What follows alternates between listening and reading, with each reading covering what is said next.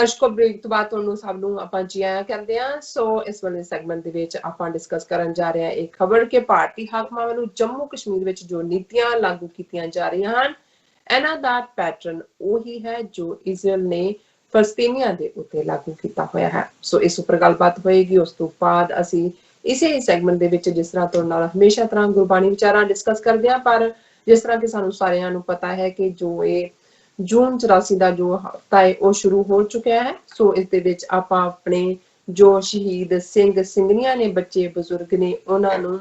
ਯਾਦ ਕਰਾਂਗੇ। ਸੋ ਇਸ ਦੇ ਬਾਬਤ ਆਪਾਂ ਜੂਨ 84 ਦੇ ਘੱਲੂਘਾਰੇ ਨਾਲ ਸੰਬੰਧਿਤ ਜੋ ਵਿਚਾਰਾਂ ਨੇ ਅਸੀਂ ਰਾਜ ਸਾਹਿਬ ਕੋਲੋਂ ਉਹਨਾਂ ਦੇ ਵਿਚਾਰ ਸੁਣਾਂਗੇ। ਸੋ ਅਸੀਂ ਚਾਹਾਂਗੇ ਕਿ ਤੁਸੀਂ ਸਾਡੇ ਨਾਲ ਇਸੇ ਤਰ੍ਹਾਂ ਹੀ ਬਣੇ ਰਹਿਣਾ। ਦੇਖਣ ਸੁਣਨ ਲਈ ਤੁਹਾਡਾ ਸਭ ਦਾ ਬਹੁਤ ਬਹੁਤ ਸ਼ੁਕਰੀਆ ਜੀ। ਰਾਜ ਸਾਹਿਬ ਕੀ ਵਿਚਾਰਾਂ ਨੇ? ਦੇਖੋ, ਅਸੀਂ ਪਹਿਲੇ ਸੈਗਮੈਂਟਸ ਦੇ ਵਿੱਚ ਇਹ ਜ਼ਿਕਰ ਕੀਤਾ ਹੈ ਕਿ ਕਿਵੇਂ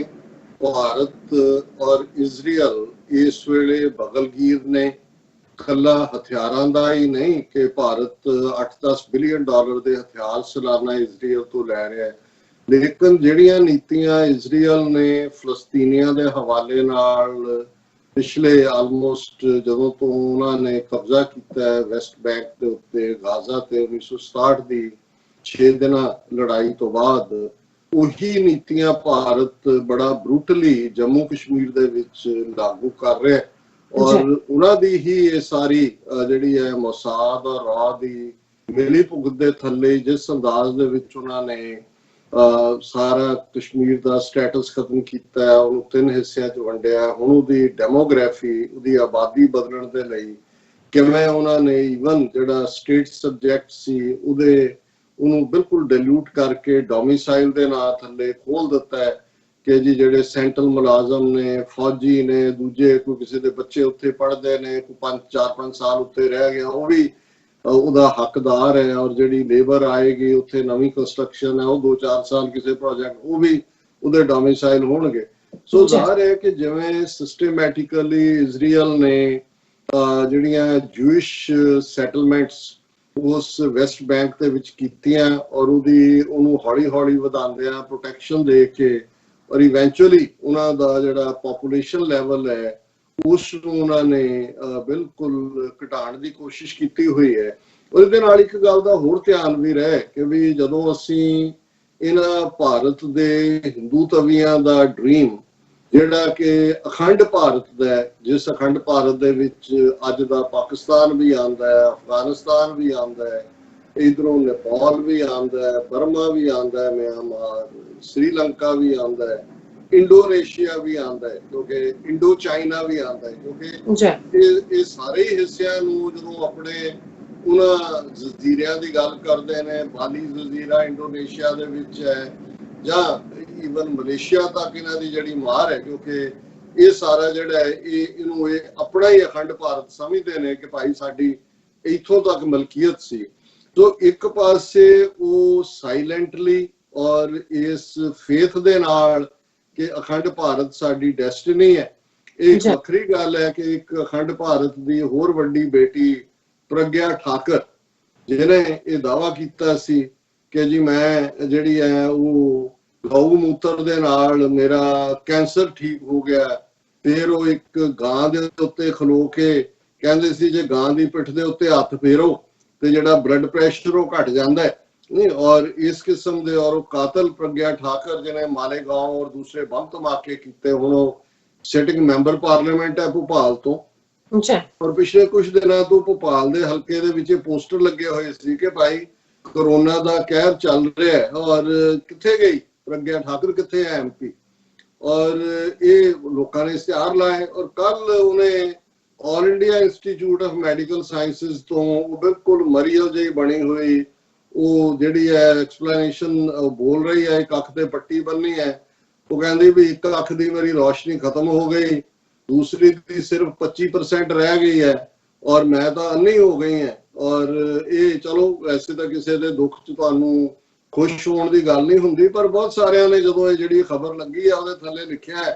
कि प्रज्ञा जी अखंड भारत भी बनन जा रहा है, तुसीं इन्हां अखां नाल देखना है, ਤੁਸੀਂ ਦਿਨ ਚ 5 ਵਾਰੀ 5 ਗਊ ਮੂਤਰ ਦੇ ਤੁਪਕੇ ਅੱਖਾਂ ਚ ਪਾਇਆ ਕਰੋ, ਤੁਹਾਡੀ ਅੱਖਾਂ ਦੀ ਰੋਸ਼ਨੀ। ਉਹਨਾਂ ਨੇ ਕਿਹਾ ਨਾਲੇ ਤੁਸੀਂ ਇੱਥੇ ਆਲ ਇੰਡੀਆ ਇੰਸਟੀਚਿਊਟ ਚ ਕੀ ਕਰਦੇ ਹੋ, ਤੁਸੀਂ ਤਾਂ ਗਊਸ਼ਾਲਾ 'ਚ ਹੋਣੇ ਚਾਹੀਦੇ ਸੀ, ਇਲਾਜ ਤਾਂ ਤੁਹਾਡੀ ਗਊ ਮਾਤਾ ਨੇ ਕਰਨਾ। ਸੋ ਮੈਂ ਇਹ ਇਸ ਲਈ ਕਹਿ ਰਿਹਾ ਕਿ ਇਹਨਾਂ ਨੇ ਇਸ ਕਿਸਮ ਦਾ ਇੱਕ ਪਖੰਡ ਜਿਹੜਾ ਵੇਚਿਆ, ਲੋਕਾਂ ਨੂੰ ਵੀ ਵੇਚਿਆ, ਕਰੋਨਾ ਨਾਲ ਲੜਨ ਵਾਲਿਆਂ ਦੀ ਥਾਂ ਤੇ ਇਕੱਠੇ ਕਰਾ ਕੇ ਗਊ ਮੂਤਰ ਪਾਰਟੀ ਦੇ ਥੱਲੇ ਜਿਹਨੂੰ ਨਹੀਂ ਵੀ ਸੀ ਕਰੋਨਾ ਉਹਨੂੰ ਵੀ ਕਰ ਦਿੱਤਾ। ਨਤੀਜੇ ਦੇ ਤੌਰ ਤੇ ਹੁਣ ਅਸੀਂ ਦੇਖ ਰਹੇ ਹਾਂ ਵੀ ਕਿੰਨਵੇਂ ਨੰਬਰ ਦੇ ਉੱਤੇ ਪਹੁੰਚ ਗਏ ਨੇ। ਸੋ ਇਸ ਸਾਰੇ ਦੌਰੇ 'ਚ ਉਹਨਾਂ ਦਾ ਅੱਜ ਵੀ ਜਿਹੜੀ ਉਹਨਾਂ ਨੇ ਨੀਤੀਆਂ ਜੰਮੂ ਕਸ਼ਮੀਰ ਦੇ ਹਵਾਲੇ ਨਾਲ ਬਣਾਈ ਹੈ, ਜਾਂ ਹੁਣ ਉੱਥੇ ਜੋ ਉਹਨਾਂ ਦੀ ਚੱਲ ਰਹੀ ਹੈ ਜਿਹਦੇ 'ਚੋਂ ਡੋਭਾਲ, ਅਜੀਤ ਡੋਭਾਲ ਬੈਠਾ ਹੈ ਜਾਂ ਨਰਵਾਣੇ ਬੈਠਾ ਹੈ, ਨਰਵਾਣੇ ਧਮਕੀਆਂ ਦੇ ਰਿਹਾ ਕਿ ਅਸੀਂ ਚੀਨ ਨੂੰ ਸਬਕ ਸਿਖਾਵਾਂਗੇ। ਮੈਂ ਕਿਹਾ ਉਹੀ ਗੱਲ ਹੈ, ਇਬਕੀ ਬਾਰ ਮਾਰ ਤੋਂ ਦੇਖੋ। ਪਰ ਇਹ ਵੀ ਗੱਲ ਸਾਹਮਣੇ ਆਈ ਹੈ ਵੀ ਜਿੱਥੇ ਨੇਪਾਲ ਨੇ ਫੌਜ ਵੀ ਬਾਰਡਰ ਤੇ ਭੇਜਣ ਦਾ ਫੈਸਲਾ ਕੀਤਾ ਹੈ, ਕਨਸਟੀਟਿਊਸ਼ਨ ਵੀ ਬਦਲਣਾ ਹੈ, ਜਿਹੜਾ ਇੰਡੀਆ ਦੀ ਫੌਜ ਦਾ ਜਨਰਲ ਹੁੰਦਾ ਹੈ, ਕਿਉਂਕਿ ਨੇਪਾਲ ਇੱਕ ਹਿੰਦੂ ਰਾਸ਼ਟਰ ਰਿਹਾ ਔਰ ਨੇਪਾਲ ਦਾ ਰਾਜਾ ਜ਼ਾਹਰ ਹੈ ਕਿ ਬਈ ਇਹ ਸਾਰੇ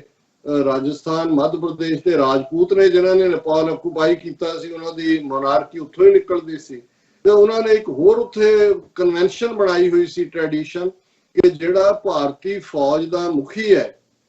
ਉਹ ਨੇਪਾਲ ਦੀ ਫੌਜ ਦਾ ਵੀ ਆਨਰਰੀ ਮੁਖੀ ਹੁੰਦਾ ਹੈ, ਦੱਸਣ ਦੇ ਲਈ ਕਿ ਹਿੰਦੂ ਭਾਈ ਅਸੀਂ ਵੀ ਹਿੰਦੂ ਨੇਸ਼ਨ ਹੈ, ਤੁਸੀਂ ਵੀ ਹੋ। ਔਰ ਹੁਣ ਨੇਪਾਲ ਦੇ ਵਿੱਚ ਇਹ ਵੀ ਲੋਕਾਂ 'ਚ ਬਹੁਤ ਗੁੱਸਾ ਹੈ ਔਰ ਇਹ ਮੰਗ ਉੱਠ ਰਹੀ ਹੈ ਕਿ ਬੰਦ ਕਰੋ ਇਹਨੂੰ, ਵੀ ਇਹ ਜਿਹੜਾ ਤੁਸੀਂ ਆਨਰਰੀ ਮੁਖੀ ਬਣਾਇਆ ਨਰਵਾਣੇ, ਇਹ ਕਹਿ ਰਿਹਾ ਕਿ ਜੀ ਇਹ ਤੀਸਰੀ ਧਿਰ ਦੇ ਕਹਿਣ ਤੇ ਰੌਲਾ ਪਾ ਰਹੇ ਨੇ। ਸੋ ਇਸ ਸਾਰੇ ਦੌਰ 'ਚ ਨੇਪਾਲ ਦੇ ਵਿੱਚ ਵੀ ਇਹ ਜਿਹੜੀ ਪੂਰੀ ਹੌਸਟਿਲਿਟੀ ਹੈ ਇਹ ਦੇਖਣ 'ਚ ਆ ਰਹੀ ਹੈ। ਲੇਕਿਨ ਇਹਨਾਂ ਨੇ ਜਿਹੜੇ ਇਹਨਾਂ ਦਾ ਜੰਮੂ ਕਸ਼ਮੀਰ ਨੂੰ ਬਿਲਕੁਲ ਉਹਦੀ ਡੈਮੋਗ੍ਰਾਫੀ ਬਦਲਣੀ ਹੈ, ਉਸ ਏਜੰਡੇ ਦੇ ਉੱਤੇ ਬਹੁਤ ਜ਼ੋਰ ਨਾਲ, ਬੜੀ ਤੇਜ਼ੀ ਨਾਲ ਕੰਮ ਹੋ ਰਿਹਾ। ਇਹਨਾਂ ਦਾ ਐਡਮਿਨਿਸਟ੍ਰੇਸ਼ਨ ਇਸ ਕੰਮ ਦੇ ਉੱਤੇ ਲੱਗਾ ਹੋਇਆ ਹੈ। ਔਰ ਇੱਕ ਆਰਟੀਕਲ ਜਿਹੜਾ ਪ੍ਰਿੰਟ ਦੇ ਵਿੱਚ ਕਾਫੀ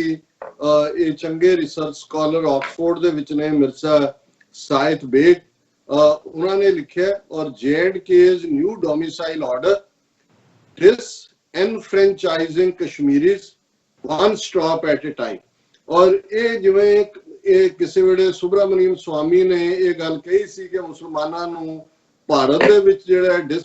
ਡੀਫਰੈਂਚਾਈਜ਼ ਕਰ ਦਿਓ, ਔਰ ਇੱਥੇ ਡਿਸਐਨਫਰੈਂਚਾਈਜ਼ਿੰਗ ਕਸ਼ਮੀਰੀਆਂ ਨੂੰ ਤਾਂ ਕਾਨੂੰਨੀ ਤੌਰ ਤੇ, ਕਿਉਂਕਿ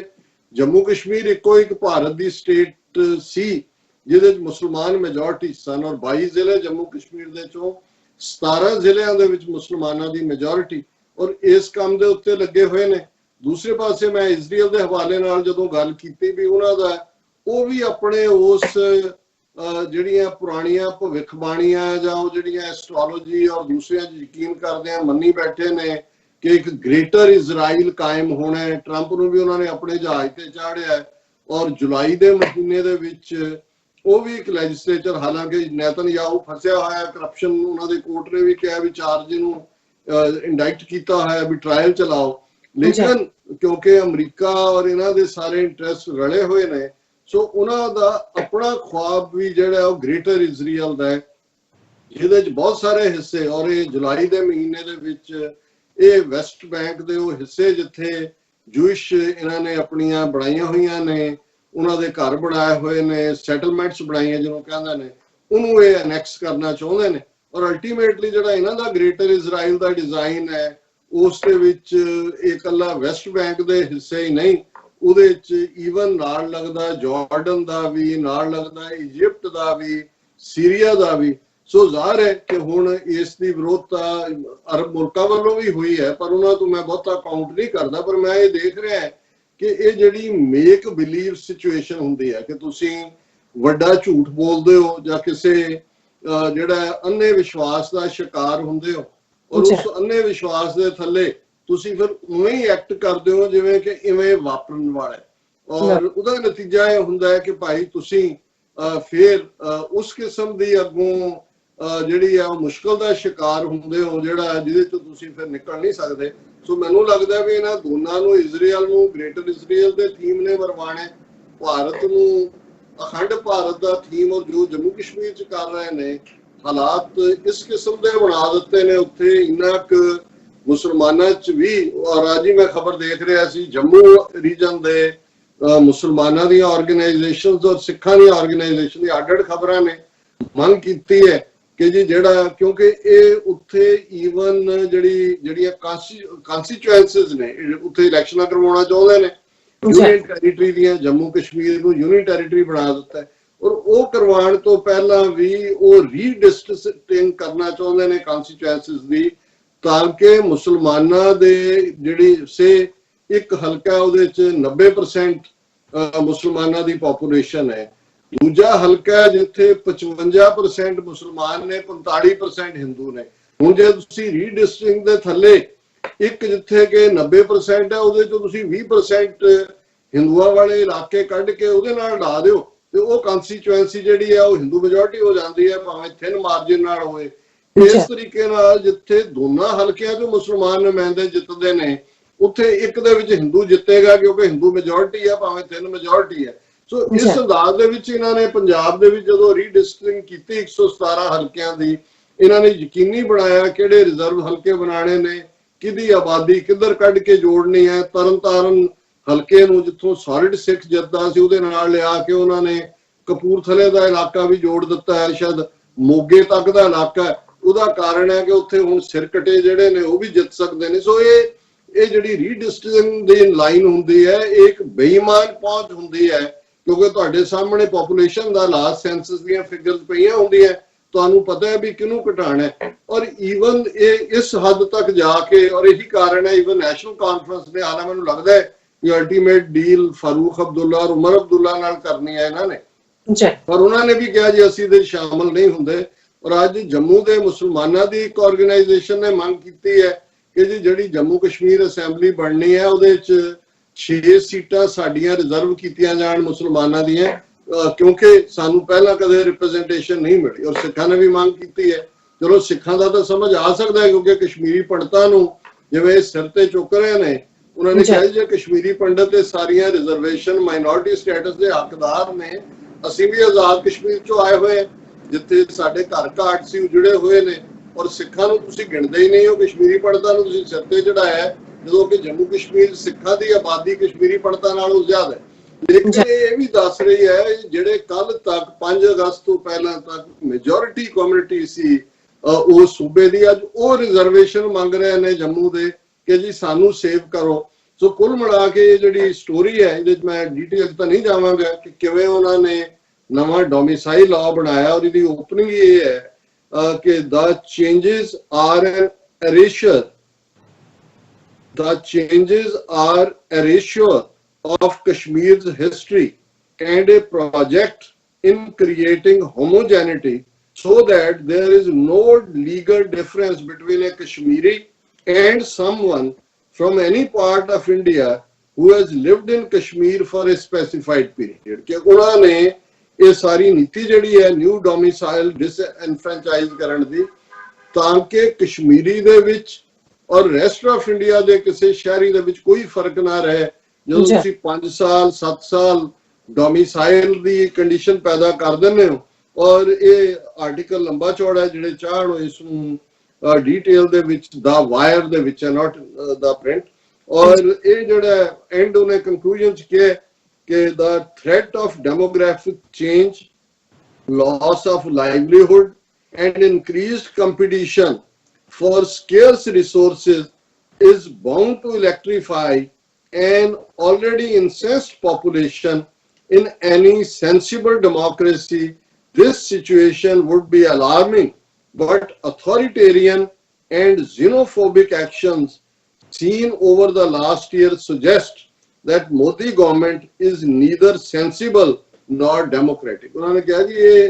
अगे ही लोग दुखी ने कश्मीरी, और जो ये कर रहे ने ये डेमोग्राफिक चेंज तुसी कर रहे हो, उन्हों दी रोटी रोजी भी खत्म हो जाएगी। कंपटीशन दे नाम थले दूसरे लोग आके उन्हों दी नौकरियां उहदे ते छापा मारनगे, और ऑलरेडी जिहड़े ने थोड़े रिसोर्स ने और ये उहदे च होर भड़काट पैदा करनगे। उन्होंने कहा जे सचमुच दी जमहूरीयत होए तो फिर ये गल फिक्र वाली या खतरे वाली होंदी, पर क्योंकि मोदी दी अथॉरिटेरियन हुकूमत है, बिल्कुल डिक्टेटराना और नफरत है मुसलमानों के लिए, घट गिणतियां दे लई, नतीजे के तौर पर यह गल सामने है कि ना ये जमहूरी सरकार है ना ये सेंसिबल है। सो असी कुल मिला के महसूस करते हैं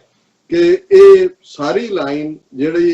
पंजाब नूं एक एज ए ਲੈਬੋਰਟਰੀ ਇਸਤੇਮਾਲ ਕਰਕੇ ਉਹਨਾਂ ਨੇ ਪੰਜਾਬ 'ਚ ਇਹ ਸਭ ਕੁਝ ਹੀ ਲਾਗੂ ਕੀਤਾ ਹੈ। ਕਸ਼ਮੀਰ ਦੀ ਤਾਂ ਹੋਂਦ ਹੀ ਮਿਟਾ ਦਿੱਤੀ ਹੈ, ਜੰਮੂ ਕਸ਼ਮੀਰ ਦੀ। ਔਰ ਮੈਂ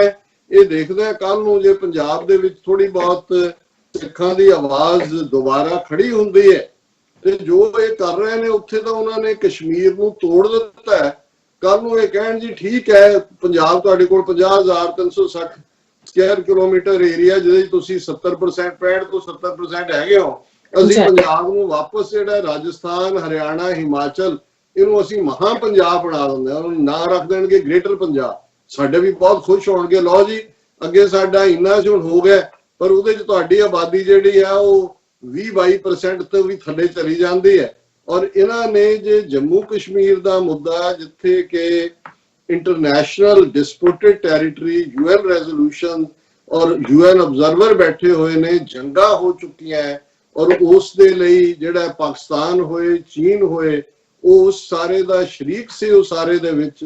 ਜੇ ਉਹਨੂੰ ਬਿਲਕੁਲ ਇਹ ਤਹਿਸ ਨਹਿਸ ਕਰ ਸਕਦੇ ਨੇ ਔਰ ਹੁਣ ਉਹਦੀ ਬਿਲਕੁਲ ਡੈਮੋਗ੍ਰਾਫਿਕਸ ਬਦਲ ਰਹੇ ਨੇ, ਜੋ ਕੰਮ ਇਜ਼ਰਾਈਲ ਨੇ ਫਲਸਤੀਨੀਆਂ ਦੇ ਨਾਲ ਕੀਤਾ, ਫਿਰ ਸਿੱਖਾਂ ਨੂੰ ਭੁਲੇਖਾ ਨਹੀਂ ਹੋਣਾ ਚਾਹੀਦਾ ਕਿ ਸਾਡਾ ਉਹਨਾਂ ਨੇ ਬਾਕੀ ਲੈਵਲ ਦੇ ਉੱਤੇ ਤਾਂ ਜਦੋਂ ਅਸੀਂ ਅੱਜ ਘੱਲੂਘਾਰੇ ਦੀ ਗੱਲ ਕਰ ਰਹੇ ਹਾਂ 36 ਸਾਲ ਪਹਿਲਾਂ ਕੀ ਹੋਇਆ, ਕਿਵੇਂ ਟੋਟਲ ਵਾਰ ਸਾਡੇ ਤੇ ਨਾਫਜ਼ ਹੋਈ, ਅੱਜ ਵੀ ਜਾਰੀ ਹੈ। ਪਰ ਮੈਂ ਸਮੇਂ ਦੀ ਲਿਮਿਟੇਸ਼ਨ ਦੇਖ ਰਿਹਾ, ਤੁਹਾਡੇ ਕੋਲ ਜੂਨ 84 ਘੱਲੂਘਾਰੇ ਨਾਲ ਸੰਬੰਧਿਤ ਇੱਕ ਦੋ ਨਜ਼ਮਾਂ ਜਿਹੜੀਆਂ ਜ਼ਾਹਰ ਹੈ ਸੋਸ਼ਲ ਮੀਡੀਆ ਤੋਂ ਹੀ ਅਸੀਂ ਪਿਕ ਕੀਤੀਆਂ ਨੇ, ਕਿਉਂਕਿ ਅੱਜ ਅਸੀਂ ਪਹਿਲਾ ਪ੍ਰੋਗਰਾਮ ਜੂਨ 84 ਦੇ ਘੱਲੂਘਾਰੇ ਨੂੰ ਸਮਰਪਿਤ ਕਰ ਰਹੇ ਹਾਂ। ਆਉਣ ਵਾਲਾ ਇਹ ਸਾਰਾ ਹਫਤਾ ਅਸੀਂ ਅੱਡ-ਅੱਡ ਐਸਪੈਕਟਸ ਵੀ ਡਿਸਕਸ ਕਰਾਂਗੇ, ਪਰ ਅੱਜ ਇਹਨੂੰ ਜਿਹੜਾ ਉਹ ਨਜ਼ਮਾਂ ਤੱਕ ਮਹਿਦੂਦ ਰੱਖਦੇ ਹਾਂ, ਤੁਸੀਂ ਸ਼ੇਅਰ ਕਰ ਲਓ ਜੀ ਡਾਕਟਰ ਸਾਹਿਬ। तो साडे कोल नज़म है, चुक लिया मुंडा खड़ा नवे शहर तो, चुक लिया मुंडा खड़ा नवे शहर तो, लाश बन लब्बा दूजे दिन नहर तो, थां थां उत्ते चीरे हड्डियां भी चूर सी, सिर ते सी पग इन्ना ही कसूर सी, 6 फुट 24 साला दा जवान सी, जुल्म दे मोरे हिक दिन दा तान सी, बब्बरा दा लहू मान सी दुआबे दा, नाल सी मुरीद ओहो तीर वाले बाबे दा, गल विच गातरा ते हथ कड़ा सी, कोडी दी खिडारी फरतीला बड़ा सी, धोखे नाल बुचड़ा ने घेरा पा लिया, गिद्दड़ां दे वग ने सी शेर ढा लिया, सुने नहीं हो जांदे पुल उत्ते कीर ने, सुने नहीं हो जांदे पुल उत्ते कीर ने, भैन आखे उठ जाना मेरे वीर ने, बुढ़े वारे बापू दी ना जून मुकनी, बुढ़े वारे बापू दी ना जून मुकनी, मोढियां ते पुत दी पई लाश चुकनी, टीवी वाला कहे जित सरकार दी, वड्डी सारी सुर्खी सी अखबार दी, पर कहन लोकी कहर सी गुजारता, मां दा बदोशा पुत होर मारता, बापू कहे पुत दा की दोष दस दिओ, बापू कहे पुत दा की दोष दस दिओ, थानेदार कहे बापू नूं भी चुक लो, कंग ने बदोशे जिथे रोज मरदे, राज ने पंजाब च कसाई करदे। तो ये साडे को नज़म सी। सो एक होर मेरे को नज़म है, मेरा ख्याल है बाकी ਅਸੀਂ ਆਉਣ ਵਾਲੇ ਦਿਨਾਂ 'ਚ ਸਾਂਝੀਆਂ ਕਰਾਂਗੇ। ਜ਼ਾਹਰ ਹੈ ਜਿਵੇਂ ਅਸੀਂ ਪਹਿਲੇ ਸੈਗਮੈਂਟ 'ਚ ਬਰੀਫ ਕੀਤਾ ਸੀ ਕਿ ਠੀਕ 36 ਸਾਲ ਪਹਿਲਾਂ ਭਾਰਤੀ ਫੌਜ ਨੇ ਟੈਂਕਾਂ ਤੋਪਾਂ ਨਾਲ ਸਿੱਖਾਂ ਦੇ ਮੁਕੱਦਸ ਮੁਕਾਮ ਸ਼੍ਰੀ ਹਰਮੰਦਰ ਸਾਹਿਬ, ਦਰਬਾਰ ਸਾਹਿਬ ਅੰਮ੍ਰਿਤਸਰ, ਅਕਾਲ ਤਖਤ ਸਾਹਿਬ ਤੇ 37 ਹੋਰ ਇਤਿਹਾਸਕ ਗੁਰਦੁਆਰਿਆਂ ਤੇ ਟੈਂਕਾਂ ਤੋਪਾਂ ਨਾਲ ਹਮਲਾ ਕੀਤਾ ਸੀ। ਪੰਜਾਬ ਨੂੰ ਬਾਕੀ ਦੁਨੀਆ ਨਾਲੋਂ ਕੱਟ ਦਿੱਤਾ ਗਿਆ ਸੀ। ਸਾਰੇ ਰਿਪੋਰਟਰ ਜਿਹੜੇ ਨੇ ਫੋਰਨ ਰਿਪੋਰਟਰ ਬਾਹਰ ਕੱਢ ਦਿੱਤੇ ਗਏ ਸੀ। ਪੰਜਾਬ ਦੇ ਵਿੱਚ ਪੈਦਲ ਚੱਲਣ ਤੇ ਵੀ ਪਾਬੰਦੀ ਸੀ। 2 ਲੱਖ ਫੌਜ ਪੰਜਾਬ ਦੇ ਵਿੱਚ ਔਰ ਉਹਨਾਂ ਦੀ 에ਅਰ ਫੋਰਸ, ਨੇਵਲ ਡਾਈਵਰਸ ਔਰ ਜਿਹੜੇ ਉਹਨਾਂ ਦੇ ਵਿਜੰਤਾ ਟੈਂਕਸ ਔਰ ਜ਼ਹਿਰੀਲੀ ਗੈਸ ਸਮੇਤ ਇਹ ਸਾਰੇ ਹਥਿਆਰ ਇਸਤੇਮਾਲ ਕੀਤੇ ਗਏ ਔਰ ਹਜ਼ਾਰਾਂ ਦੀ ਗਿਣਤੀ ਸਿੱਖ ਔਰ ਦਿਨ ਵੀ ਉਹ ਚੁਣਿਆ ਗਿਆ ਕਿਉਂਕਿ 1984 ਦੇ ਵਿੱਚ ਸ਼ਹੀਦਾਂ ਦੇ ਸਰਤਾਜ ਸ਼੍ਰੀ ਗੁਰੂ ਅਰਜਨ ਸਾਹਿਬ ਦਾ ਸ਼ਹੀਦੀ ਦਿਨ 3 ਜੂਨ ਨੂੰ ਸੀ। ਸੋ 3 ਜੂਨ ਨੂੰ ਫੁੱਲ ਸਕੇਲ ਅਟੈਕ ਹੋਇਆ ਪਰ ਆਰਮੀ ਮੂਵਮੈਂਟ ਜਿਹੜੀ ਆ ਉਹ ਸ਼ੁਰੂ ਹੋ ਜਾਂਦੀ ਹੈ ਔਰ ਆਲਰੇਡੀ CRPF ਦੀ ਫਾਇਰਿੰਗ ਦੇ ਨਾਲ ਜਿਹੜੀ ਦਰਬਾਰ ਸਾਹਿਬ ਦੀਆਂ ਪਰਿਕਰਮਾ ਤੇ ਕੀਤੀ ਗਈ 1 ਦਰਜਨ ਤੋਂ ਜ਼ਿਆਦਾ ਸਿੰਘ ਇਸ ਦਿਨ ਜਦੋਂ ਅਸੀਂ ਗੱਲ ਕਰ ਰਹੇ ਹਾਂ ਸ਼ਹੀਦ ਹੋਏ ਸਨ। उस वेले दे एक अच्छे दानिश्वर सिख कवि भी और स्कॉलर भी प्रिंसिपल हरभजन सिंह जिन्हां नूं कहा जाता है, कला हरभजन सिंह भी कहा जाता है, उन्हां दी एक नज़म क्योंकि असीं इस भी जिहड़ी जिन्हों तुसीं आइकॉनिक फिगर बनी है जां जिहड़ी क्लासिक नज़म है इस दौर की, वो अफजल एहसन रंधावा जिन्हां ने जिहड़ा ओढ़क मुक्केगी ये रात नज़म लिखी, पर क्योंकि असीं ये सारा हफ्ता गलबात करनी है, सो उन्हां दी जिहड़ी नज़म दा एक खास मुकाम है और वो खुद भी रोंदे सी जदों इहनूं पढ़दे सी। कुछ 2 साल पहले ही इस दुनिया तो रुखसत होए ने, वो भी असीं सांझी करांगे होर भी जिहड़ा ने। पर ये जिहड़ी नज़म प्रिंसिपल जिहड़ी सरदार हरभजन सिंह होरां ने लिखी, इसका उन्होंने टाइटल दिता क्योंकि शायर दे कोल एक कला हुंदी है कि वो पास्ट नूं लफ्ज़ां दे विच ही जिहड़ा पोइट्री दे विच करंट नाल जोड़ दिंदा है। और उन्होंने इस नज़म दा टाइटल ही दिता फौजां कौन देश विचों आईयां सवालिया निशान। जे भाई हुण सिख तां समझदे सी ये साडा मुल्क है, साडा वतन है, पर ये टैंकां तोपां दे नाल आके किने सरोवर दे विच जहर घोलिया, किने सरोवर नूं लहू लुहान कीता है, किने टैंक और तोपां चाढ़ियां ने। और ये नज़म है फौजां कौन देश विचों आईयां, फौजां कौन देश विचों आईयां, किहड़े देश तो कहर लियाइयां, किथों जहर लियाइयां, किस फनीयर दी फूक के जिसने पक्कियां कंधां ढाइयां, सच सरोवर डसिया अग्गां पत्थरां विच लाइयां, हर के मंदर व्योह दियां नदियां बुक्कां भर भर वरताइयां, फौजां कौन देश तो आईयां। तो ਜ਼ਾਹਰ है कि भाई ये कहर जहर जिवें फनीयर दी फूक, फनीयर कोबरा सब तो खतरनाक हुंदा है जिहदे च जहर ही जहर भरिया हुंदा है कि किहड़ी जहर नाल भरी हुई फौज जिसने पक्की कंध अकाल तख्त ढा दिता है। सच सरोवर, वो सरोवर जिहड़ा सच दा रूप है उस नूं भी इस जिहड़ा कोबरे ने, इस फनीयर सप ने डंगिया, अग्गां पत्थरां विच चार चफेरे अग्गां। और ये जिहड़े उस रब दा घर जिथे कि अमृत वरसदा व्योह जहर नूं कहंदे ने कि जहर दियां नदियां विछा दित्तियां, भुक्कां भर भर वरताइयां, फौजां कौन देश तो आईयां। फिर उन्हां दा सिमरन बाझों जाप रिहा सी ऐले जन्म गवाया, कर मता है आखिर उमरे इस काफर रब नूं ध्याया, दिल्ली ने जद अमृतसर ते जम कर मुगल चढ़ाया, हैबर गैबर तो भी तकड़ा जद लोहे यान दौड़ाया, मैं रब नूं बहुत ध्याया, फौजां ने जद सोन कलश ते तुपक तान चलाया, खखड़ी खखड़ी होके डिड्डा, खखड़ी खखड़ी होके डिग्गा जद मेरे सिर दा साया, मैं रब नूं बहुत ध्याया। हुण हरभजन सिंह अपने यंगर डेज दे विच बहुत सिख माइंडेड सी। फिर हौली हौली हौली एक वक्त आंदा है खास तौर ते लिखारियां च दूसरियां च ਜਿਹੜੇ ਧਰਮ ਨਾਲੋਂ ਥੋੜੀ ਵਿੱਥ ਪਾਉਂਦੇ ਨੇ ਜਾਂ ਆਪਣੇ ਆਪ ਨੂੰ ਪ੍ਰੋਗਰੈਸਿਵ ਜਾਂ ਦੂਸਰੇ ਦੇ ਥੱਲੇ ਹੋਰ ਲਿਬਰਲ ਆਈਡੀਓਲੋਜੀ ਦੀ ਗੱਲ ਕਰਦੇ ਨੇ। ਹੁਣ ਇਹ ਮੈਨੂੰ ਲੱਗਦਾ ਹੈ ਕਿ ਵੀ ਹਰਭਜਨ ਸਿੰਘ ਹੋਰੀ ਆਪਣਾ ਕਹਿ ਰਹੇ ਨੇ ਕਿ ਭਾਈ ਮੈਂ ਕਿਵੇਂ ਵਾਪਸ ਆਪਣੀਆਂ ਜੜ੍ਹਾਂ ਵੱਲ ਪਰਤਿਆ। ਸਿਮਰਨ ਬਾਝੋਂ ਜਾਪ ਰਿਹਾ ਸੀ ਐਲੇ ਜਨਮ ਗਵਾਇਆ, ਕਿ ਉਹਨਾਂ ਨੂੰ ਇਹ ਸਮਝ ਆਏ ਕਿ ਵਾਹ ਜਿਹੜਾ ਸਿੱਖੀ ਦਾ ਆਧਾਰ ਹੈ ਸਿਮਰਨ ਰੱਬ ਨਾਲ ਜੁੜਨਾ, ਮੈਂ ਵੀ ਆਪਣਾ ਜਨਮ ਗਵਾ ਰਿਹਾ ਸੀ। मैं हुण इस आखिरी उमरे कर मता है आखिर उमरे इस काफर रब नूं ध्याया, कि भाई मैं भी अपनियां जड़ां वल मुड़िया, मैं तो काफर बन गया सी, मैं हुण रब वल मुड़ रहा। और उन्होंने कहा भी ये जिहड़ी काफर तो मोमन तक या काफर तो बिलीवर तक का सफर है, इसलिए दिल्ली ने जद अमृतसर ते जम कर मुगल चढ़ाया। हुण ये लफज भी गुरु नानक साहब की बाणी जदों कि बाबर हमलावर हुंदा है ਤੇ ਗੁਰੂ ਸਾਹਿਬ ਨੇ ਫਰਮਾਇਆ ਸੀ ਕਿ ਆਪੇ ਦੋਸ਼ ਨਾ ਦੇਈ ਕਰਤਾ ਜਮ ਕਰ ਮੁਗਲ ਚੜਾਇਆ, ਕਿ ਭਾਈ ਇਹ ਜਿਹੜਾ ਲੋਧੀ ਪਠਾਣਾ ਦਾ ਰਾਜ ਸੀ ਇਹਦੇ ਚ ਵੀ ਇੰਨਾ ਕੁ ਨਾ ਪੱਖੀ ਹੋ ਰਿਹਾ ਸੀ ਕਿ ਰੱਬ ਨੇ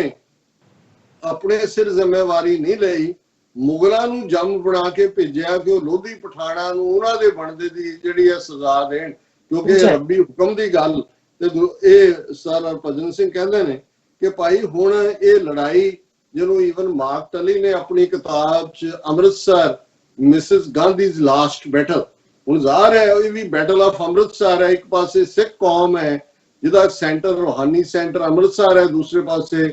ਦਿੱਲੀ ਹਕੂਮਤ ਹੈ। ਔਰ ਇਹਨਾਂ ਨੇ ਇਹ ਕਿਹਾ ਕਿ ਭਾਈ ਮੁਗਲ ਫੌਜ ਤਾਂ ਜਿਹੜੀ ਹੈ ਹੈਵਰ ਗੈਵਰ, ਉਹ ਤਾਂ ਹਾਥੀ ਘੋੜੇ ਜ਼ਿਆਦਾ ਸੀ, ਉਹਨਾਂ ਦੇ ਨਾਲ ਹਮਲਾਵਰ ਹੋਈ ਸੀ। ਪਰ ਇਹਨਾਂ ਨੇ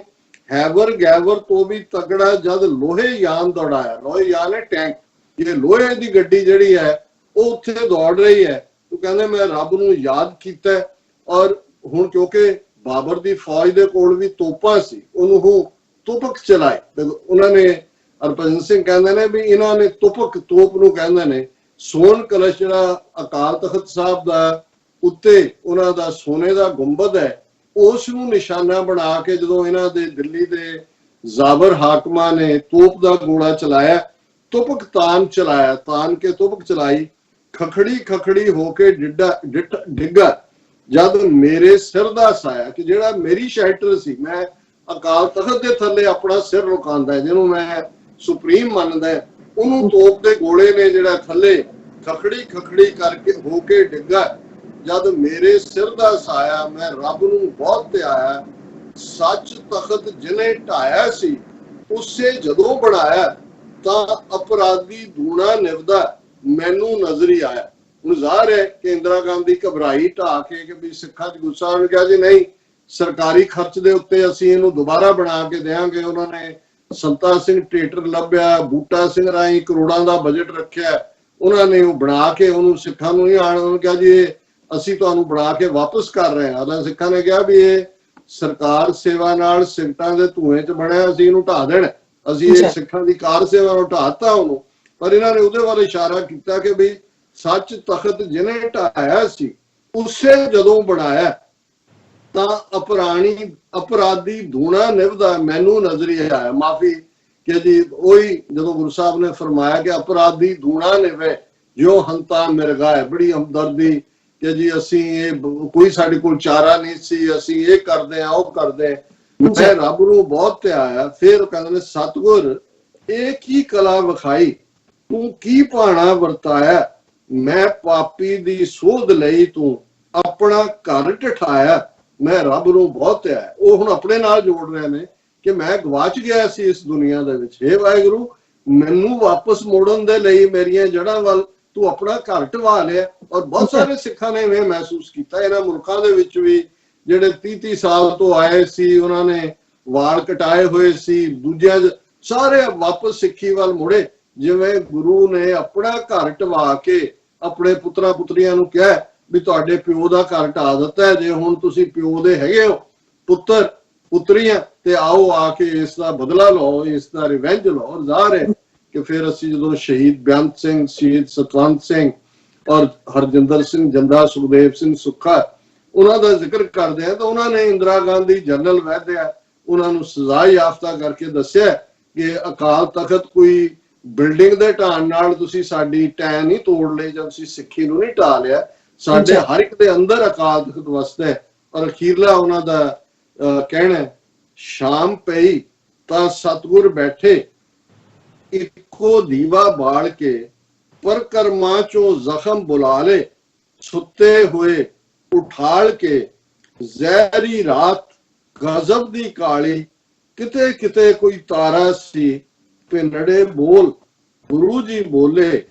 ਚਾਨਣ ਵਿੱਚ ਨੁਹਾਲ ਕੇ। ਇਹ ਹੁਣ ਪਹਿਲਾਂ ਉਹਨਾਂ ਦੇ ਆਪਣੇ ਮਨ ਦੇ ਸ਼ੰਕੇ ਨੇ ਕਿ ਆਪਣਾ ਫਿਰ ਉਹ ਹੁਣ ਗੁਰੂ ਦਾ ਹੁਕਮ ਕਿਵੇਂ ਵਰਤੇਗਾ, ਜੋ ਮਹਿਸੂਸ ਕਰਦੇ ਨੇ। ਔਰ ਇਹਨਾਂ ਨਜ਼ਮਾਂ ਦੀ ਕੀਮਤ ਹੈ, ਇਹ ਕੋਈ ਅੱਜ ਨਹੀਂ ਲਿਖੀਆਂ ਹੋਈਆਂ, ਇਹ ਜਦੋਂ ਵਾਪਰਿਆ ਹੋਇਆ ਕੌਮ ਦੇ ਵਿੱਚ ਇੱਕ ਰੋਹ ਵੀ ਹੈ, ਬੇਬਸੀ ਵੀ ਹੈ ਕਿ ਇਹ ਸਾਡੇ ਨਾਲ, ਸਾਡੇ ਗੁਰੂ ਦਾ ਘਰ, ਸਾਡਾ ਘਰ ਢਾਹ ਜਾਏ, ਕੋਈ ਗੱਲ ਨਹੀਂ ਹੈ। ਤੋ ਲੇਕਿਨ ਇਹ ਨਾਲ ਦੀ ਨਾਲ ਜਿਹੜੀ ਰੂਹਾਨੀਅਤ ਸੀ ਇਹ ਹੌਸਲਾ ਦੇ ਰਹੇ ਸੀ ਕਿ ਭਾਈ ਸ਼ਾਮ ਪਈ ਤਾਂ ਸਤਿਗੁਰ ਬੈਠੇ ਇੱਕੋ ਦੀਵਾ ਬਾਲ ਕੇ। ਹੁਣ ਉਹ ਰੋਸ਼ਨੀਆਂ ਨਹੀਂ ਨੇ ਦਰਬਾਰ ਸਾਹਿਬ, ਫੌਜ ਬੈਠੀ ਹੋਈ ਹੈ, ਇੱਕ ਟਿਮਟਮਾਨ ਦੇ ਦੀਵੇ ਵਾਂਗ ਹੋਪ, ਇੱਕੋ ਦੀਵਾ ਜਿਹੜਾ ਹੁੰਦਾ ਹੈ ਹੋਪ ਹੈ, ਤੇ ਸਤਿਗੁਰ ਨੇ ਹੋਪ ਦੇ ਵਿੱਚ ਰੱਖਿਆ। ਪਰਕਰਮਾ ਚੋਂ ਜ਼ਖਮ ਬੁਲਾ ਲੇ, ਸੁੱਤੇ ਹੋਏ ਉਠਾੜ ਕੇ, ਜਿਵੇਂ ਸਾਰੀ ਪਰਿਕਰਮਾ ਜ਼ਖਮੀ ਹੈ ਔਰ ਉਹ ਦੀਵਾ ਬਲ ਰਿਹਾ ਹੋਪ ਦਾ, ਔਰ ਉਹ ਜ਼ਖਮ ਜਿਹੜੇ ਨੇ ਉਠਾਏ ਨੇ ਕਿ ਕੀ ਜ਼ਹਿਰੀ ਰਾਤ ਗਜ਼ਬ ਦੀ ਕਾਲੀ, ਕਿਤੇ ਕਿਤੇ ਕੋਈ ਤਾਰਾ ਸੀ, ਭਿੰਨੜੇ ਬੋਲ ਗੁਰੂ ਜੀ ਬੋਲੇ ਚਾਨਣ ਵਿੱਚ ਨੁਹਾਲ ਕੇ। ਇਹ ਸਿੱਖਾਂ ਦੇ ਲਈ ਉਹ ਸਾਰੀ ਕਾਲੀ ਬੋਲੀ ਜ਼ੁਲਮ ਦੀ ਰਾਤ ਸੀ, ਕਿਤੇ ਕੋਈ ਹੋਪ ਦਾ ਤਾਰਾ ਨਜ਼ਰ ਨਹੀਂ ਸੀ ਆਉਂਦਾ, ਪਰ ਗੁਰੂ ਜੀ ਨੇ ਮਿੱਠੇ ਬੋਲ ਇੱਕ ਸਾਰੇ ਪਾਸੇ ਚਾਨਣ ਕਰਕੇ ਕੀ ਬੋਲੇ, ਅੱਜ ਦੀ ਰਾਤ ਕਿਸੇ ਨਹੀਂ ਸੋਣਾ, ਹਾਲੇ ਦੂਰ ਸ਼ਹੀਦੀ ਹੈ, ਅਜੇ ਤਾਂ ਸੂਰਜ ਰੋਸ਼ਨ ਕਰਨਾ, ਆਪਣੇ ਹੱਥੀਂ ਬਾਲ ਕੇ, ਨਾ ਕੋ ਵੈਰੀ ਨਾਹੇ ਬੇਗਾਨਾ, ਸਤਿਗੁਰ ਦਾ ਸਭ ਸਦਕਾ ਹੈ, ਪਰ ਵੇਖੋ ਜ਼ਾਬਰ ਲੈ ਨਾ ਜਾਏ, ਪਰ ਪ੍ਰਤੀਤ ਉਧਾੜ ਕੇ। ਹੁਣ ਉਹ ਕਹਿੰਦੇ ਨੇ ਕਿ ਭਾਈ ਗੁਰੂ ਨੇ ਸਾਨੂੰ ਇਹ ਮੈਸੇਜ ਦਿੱਤਾ ਹੈ ਉਸ ਕਾਲੀ ਬੋਲੀ ਰਾਤ ਦੇ ਵਿੱਚ ਕਿ ਅੱਜ ਦੀ ਰਾਤ ਕਿਸੇ ਨਹੀਂ ਸੋਣਾ, ਹਾਲੇ ਦੂਰ ਸ਼ਹੀਦੀ ਹੈ। ਅਜੇ ਸਫ਼ਰ ਸ਼ੁਰੂ ਹੋਇਆ ਹੈ ਸ਼ਹੀਦੀਆਂ ਦਾ, ਹੁਣ ਤੁਹਾਡਾ ਸੌਣ ਦਾ ਟਾਈਮ ਨਹੀਂ ਹੈ, ਕੌਮ ਹੁਣ ਸੋਏਗੀ ਨਹੀਂ, ਅਜੇ ਸ਼ਹੀਦੀਆਂ ਦਾ ਸਫ਼ਰ ਤੁਰੇਗਾ, ਅਜੇ ਤਾਂ ਸੂਰਜ ਰੋਸ਼ਨ ਕਰਨਾ ਆਪਣੇ ਹੱਥੀਂ ਬਾਲ ਕੇ। ਤੁਸੀਂ ਉਹ ਕੌਮ ਹੋ ਜਿਨ੍ਹਾਂ ਨੇ ਮੁਰਦਿਆਂ ਦੇ ਵਿੱਚ ਜ਼ਿੰਦਗੀ ਭਰੀ ਹੋਈ ਹੈ, ਜੇ ਸੂਰਜ ਉਹਨਾਂ ਨੇ ਬੁਝਾਉਣ ਦੀ ਕੋਸ਼ਿਸ਼ ਕੀਤੀ ਹੈ, ਸੂਰਜ ਦਾ ਚਾਨਣ ਖੋਣ ਦੀ ਕੋਸ਼ਿਸ਼ ਕੀਤੀ ਹੈ, ਤੁਸੀਂ ਉਹਨੂੰ ਬਾਲਣਾ ਦੁਬਾਰਾ, ਉਹਨੂੰ ਖੜਾ ਕਰਨਾ। ਨਾ ਕੋ ਵੈਰੀ ਨਾਹੇ ਬਗਾਨਾ, ਸਤਿਗੁਰ ਦਾ ਸਭ ਸਦਕਾ ਹੈ। ਠੀਕ ਹੈ, ਸਾਡਾ ਸਿਧਾਂਤ ਹੈ ਨਾ ਕੋ ਵੈਰੀ ਨਹੀਂ ਬੇਗਾਨਾ, ਪਰ ਇਸ ਗੱਲ ਦਾ ਵੀ ਗੁਰੂ ਨੇ ਸਾਨੂੰ ਸਮਝਾਇਆ ਹੈ, ਪਰ ਵੇਖੋ ਜਾਬਰ ਲੈ ਨਾ ਜਾਏ, ਪਰ ਪ੍ਰਤੀਤ ਉਧਾੜ ਕੇ। ਕਿ ਇਹ ਵੀ ਨਹੀਂ ਹੈ ਤੁਸੀਂ ਨਾ ਕੋ ਵੈਰੀ ਨਾਹੇ ਬਗਾਨੇ ਦਾ ਮਤਲਬ ਇਹ ਨਹੀਂ ਹੈ ਕਿ ਕੋਈ ਤੁਹਾਡਾ ਫੇਥ, ਤੁਹਾਡਾ ਆਨਰ, ਜਿਹਨੂੰ ਗੁਰੂ ਨਾਨਕ ਸਾਹਿਬ ਨੇ ਫਰਮਾਇਆ ਸੀ, ਜੇ ਜੀਵੈ ਪਤ ਲੱਥੀ ਜਾਏ, ਸਭ ਹਰਾਮ ਜੇਤਾ ਕਿਛ ਖਾਏ, ਕਿ ਜਿਹੜੇ ਪੱਤ ਲੁਹਾ ਕੇ ਬੇਪਤ ਹੋ ਕੇ ਜਿਹੜੇ ਇੰਡੀਵਿਜੂਅਲ ਵਿਅਕਤੀ ਸ਼ਖਸ ਕੌਮਾਂ ਜਿਉਂਦੀਆਂ ਨੇ, ਉਹ ਹਲਾਲ ਖੋਰ ਨਹੀਂ ਨੇ, ਉਹ ਹਰਾਮ ਖੋਰ ਨੇ। ਤੇ ਹਰਭਜਨ ਸਿੰਘ ਅਖੀਰ ਚ ਇਹੀ ਕਹਿੰਦੇ ਨੇ ਕਿ ਭਾਈ ਪਰ ਵੇਖੋ ਜ਼ਾਬਰ ਲੈ ਨਾ ਜਾਏ, ਪਰ ਪ੍ਰਤੀਤ ਉਧਾੜ ਕੇ। ਉਹਨਾਂ ਨੇ ਕੋਸ਼ਿਸ਼ ਕੀਤਾ ਹੈ ਤੁਹਾਡਾ ਆਨਰ, ਤੁਹਾਡਾ ਫੇਥ ਉਧਾੜਨ ਦਾ, ਕਿਡਨੈਪ ਕਰਨ ਦਾ, ਪਰ ਗੁਰੂ ਜੀ ਤੁਹਾਨੂੰ ਇਹ ਮੈਸੇਜ ਦੇ ਰਹੇ ਨੇ ਕਿ ਹੁਣ ਖਲੋ ਜਾਓ, ਸ਼ਹੀਦੀਆਂ ਦਾ ਸਫ਼ਰ ਅਜੇ ਸ਼ੁਰੂ ਹੋਣਾ ਹੈ, ਔਰ ਇਸ ਸਾਰੇ ਚੋਂ ਅਲਟੀਮੇਟਲੀ ਗੁਰੂ ਸਾਡੇ ਸਿਰ ਤੇ ਨੇ। ਸੋ ਇਹ ਅੱਜ ਦਾ ਵਿਚਾਰ ਹੈ ਜੀ। ਡਾਕਟਰ ਸਾਹਿਬ ਤੁਹਾਡਾ ਬਹੁਤ ਬਹੁਤ ਸ਼ੁਕਰੀਆ, ਤੁਸੀਂ ਅਧਿਆਇ ਮਸ਼ਹੂਰ ਤੇ ਆਦਾਬ ਚਾਰ ਸਾਡੇ ਦਰਸ਼ਕਾਂ ਨਾਲ ਸਾਂਝਾ ਕੀਤਾ। ਆਪਣੇ ਵੀਡੀਓਜ਼ ਕਰਨ ਦੀ ਇਜਾਜ਼ਤ। ਵਿਊਅਰਸ, ਸਾਡੇ ਪ੍ਰੋਗਰਾਮ ਦਾ ਸਮਾਂ ਇੱਥੇ ਸਮਾਪਤ ਹੁੰਦਾ। ਤੁਸੀਂ ਆਪਣੀ ਰਾਏ ਤੇ ਸੁਝਾਅ ਸਾਨੂੰ ਭੇਜਣਾ ਭੁੱਲਣਾ ਸਾਡੇ ਇਸ ਪਤੇ ਤੇ sosltv84.tv ਤੇ ਅਸੀਂ ਆਪਣਾ ਪ੍ਰੋਗਰਾਮ ਲੈ ਕੇ ਫਿਰ ਦੁਬਾਰਾ ਤੁਹਾਡੇ ਸਾਹਮਣੇ ਹੋਵਾਂਗੇ। ਤਦ ਤੱਕ ਲਈ ਮੈਨੂੰ ਤੇ ਆਪਣਾ ਸੁਣਾ ਗਿਆ ਦੋ ਦੇਤੀ ਰੋ TV84 ਬੁਲਾ ਦਿਓ ਫਤਿਹ। ਵਾਹਿਗੁਰੂ ਜੀ ਕਾ ਖਾਲਸਾ, ਵਾਹਿਗੁਰੂ ਜੀ ਕੀ ਫਤਿਹ।